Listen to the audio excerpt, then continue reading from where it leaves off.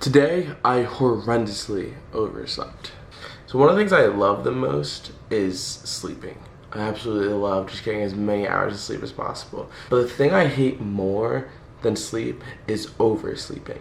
So when I wake up after 12 hours, or I wake up like I just did at like 11:30 a.m., I absolutely hate it. There is like something horribly wrong about waking up so late because so much of the day is already gone and there are so many things that you could have gotten done that you now can't get done, and it just blows my mind. So add on the fact that I already have a ton of work that I need to do. Oversleeping all nice during it has just led to so much stress and so much extra work in like my actual living like awake life that like it's just not worth it. Okay. So, about every 2 months or so, I basically decide that I need to figure it out in some sort of capacity. Normally it has to do with me living a life that I don't feel like is either like the most productive or the most fulfilling, etc. And this is one of those times. Since I woke up so late today, and I just haven't been getting as much done, and I haven't been working out as much, I basically decided that I needed to do something differently. And this vlog is about exactly that. Let's get started.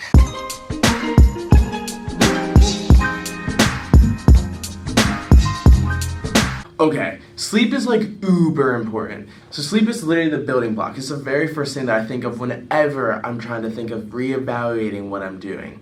I try to get a minimum of 7 hours of sleep, but because I'm so active, I try to get a little more. So let's say 8 or 9. And for a lot of people, that's a ton. That's like, for some reason, they just can't even get their minds around it. But for me, it's literally a no-brainer. If you're ever thinking about how you can be more productive, then sleep should absolutely be one of your first things that you evaluate. In order to be like very productive and fully engaged with what I'm doing, not only like the work that I'm doing, but the people I'm around and like the work that I'm doing in the pool and the work that I'm like doing here when I'm studying for school, in order to actually do that to the very best that I can, I need the sleep. Study after study has like gone against sleep deprivation and said that, yeah, you may have more hours, but you're not getting more done. The more sleep you get, the better you're gonna be able to handle everyday challenges. And so as a result, that's the very first thing on my list because it's the most important of every single thing to come. If I don't get to sleep, then every other piece falls apart. Number 2.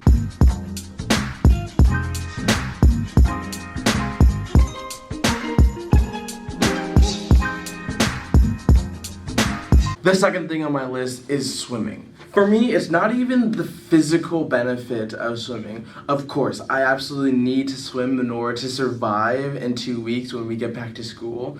But in regards to changing my life, the mental benefits of exercise are so important. So it doesn't need to be swimming. It can really be anything. Swimming is absolutely up there because it's one of the components that takes up the most amount of my life. If I don't do it, then I have way more time, but I tend not to use that time as well. And if I do it, then it takes up a ton of time. I need to kind of rearrange my whole day, but it's incredibly important for me.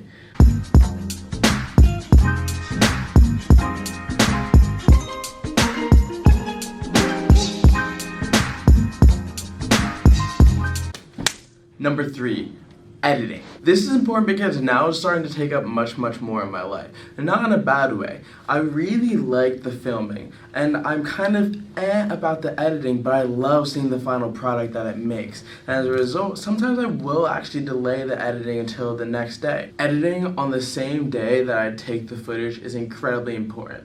A lot of times I'll decide to push back the edit until the day that I actually post it. So I will edit I will edit the footage that I took the day before, but that's absolutely wrong. It totally ruins my other day. I spend most of my time thinking about how I'm gonna edit or when I'm gonna edit, and it makes it so that I get really just overstressed.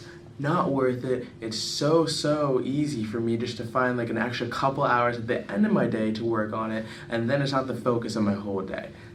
That needs to happen. That's an easy thing that I've told myself multiple times, but now I actually need to form a habit about it, and it needs to become an absolute. And for the last one,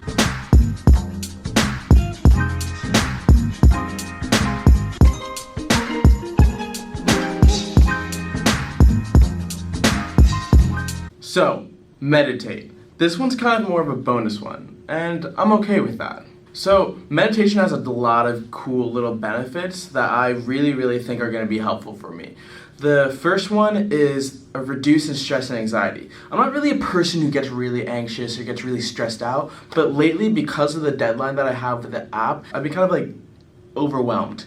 And I don't like that. And so as a result, I was trying to find different ways that I could like stress less. So there's an obvious benefit for the kind of mind. The thing that I thought was way cooler was its ability to really help me be aware. And not just aware in general of my mental state, but aware of like how my body feels.